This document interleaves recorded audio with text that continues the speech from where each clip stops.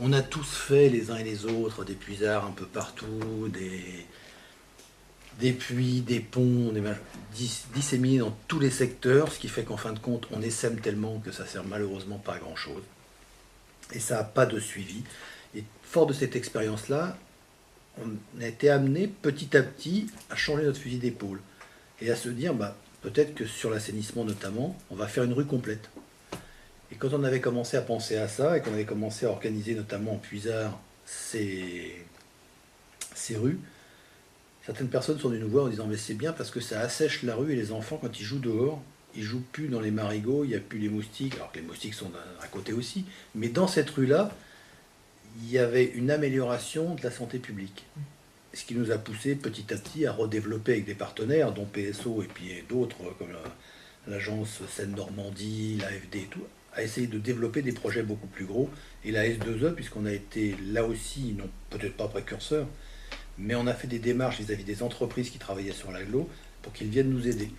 La S2E, à travers leur association Aqua-Assistance, nous a apporté une aide technique énorme.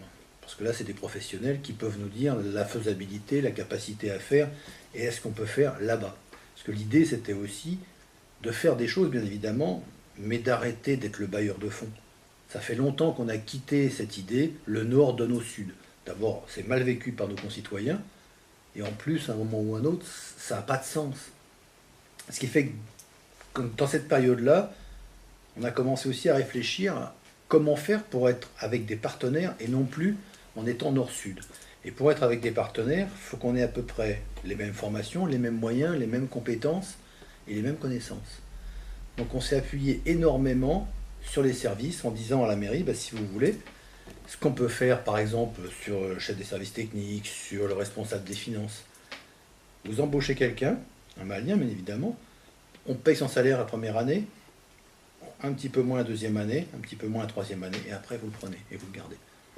Ça a permis de développer un petit peu les services au niveau de la mairie, que la mairie se rende compte que si on embauche un cadre, on peut aussi avoir des retours, un retour financier qui permettent après de le payer, mais aussi un service rendu à la population.